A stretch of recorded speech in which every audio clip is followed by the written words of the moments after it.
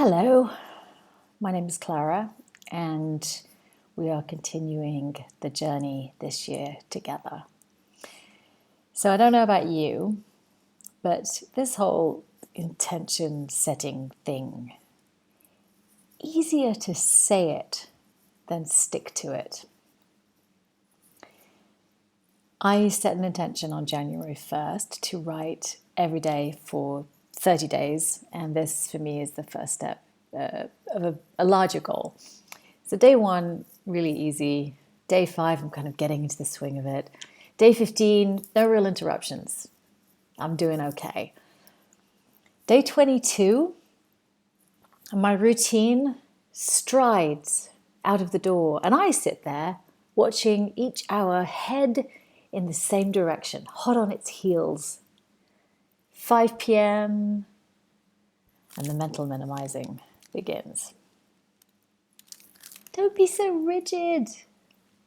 Writing for 29 out of 30 days is good enough. It's been a long day. You're tired. It's okay. 7 p.m., 9 p.m., still no words. 10:30 p.m. stands up and announces herself.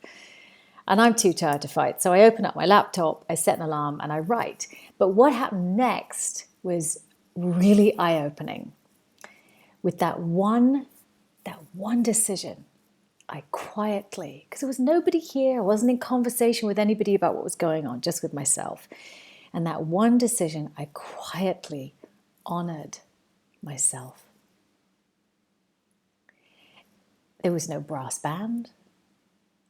No congratulatory banner dropped from the ceiling. Champagne corks didn't explode around the room.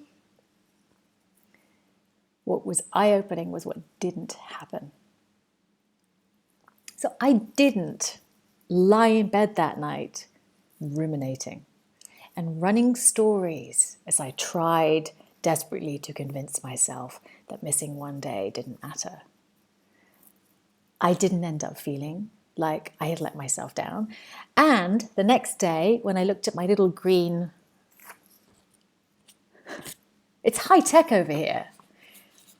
When I looked at the green post-it on my wall, and there's a check mark on day 22, I felt peace.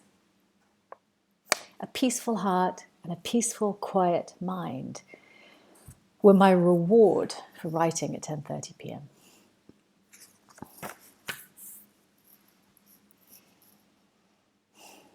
We love to pretend that it's money or it's time or it's our kids or our friends or something that we personally lack. But what stands between us and the things that are going to make us come alive usually runs deeper than that. I learned very, very early on to not voice, to not say certain truths. And to overcome some of this, because some of it's a lifelong journey, but to overcome some of it, I have faced it, I have felt it, and I have transformed some like painfully internalized shame and guilt and a lot of patriarchal conditioning. I've reached out to unloved parts of myself and ended the cycle by choosing to love them. So over the years, I would start writing, but I would soon stop because fear and all that conditioning sat close by me in a judge's chair in a long black robe, convincing me I don't have anything original to say. I don't even know where to begin. I'm going to destroy so-and-so if I say that. No one's going to relate. A time would wave wistfully as she floated by. And it hurt. My heart hurt. Because fear was winning. Until now. Until day 22. the effects that each decision has on us, it's rarely loud. You know, many of us are very, very used to starting things and stopping them for lots of different reasons. But there are things that our heart and our soul genuinely want and need. And each time we give up on those, we lose touch with important parts of ourselves. And the effect is this slow burn. It's like a gradual internal separation that happens from our energy and our essence and our potential. And we need all of this. We need these things for confidence and for bravery and clarity and belief in ourselves. All these things are really important. And they're right there. You know, they're not so far away. They're right there. So what do you want this year? It's really nice to have a bookend. January and December. I love this. It's like, I love the symmetry of it. The start and the end. You can measure something from beginning to end on that. So what do you want this year?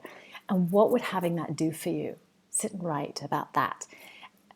How would it help you to reclaim important parts of yourself? And I bet that there is something that you are in a stop-start relationship with that keeps on nagging at you because it loves you and you love it. And it's time to get into a relationship with it. No more breaking up with these things. So whatever that is, choose it. Choose that thing that you're in the stop-start relationship with. And then make a decision about what that first step is towards it. Because all the best things that we want feel scary and they involve letting something go. Sometimes someone, sometimes almost always aspects of ourselves that we've identified with. And personally, I don't like fear running any area of my life, and I imagine that you don't either.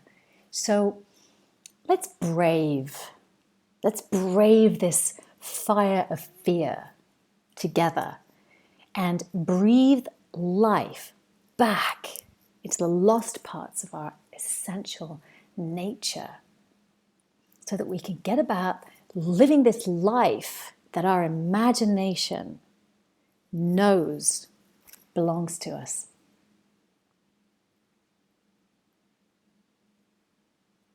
I'll see you in 3 weeks.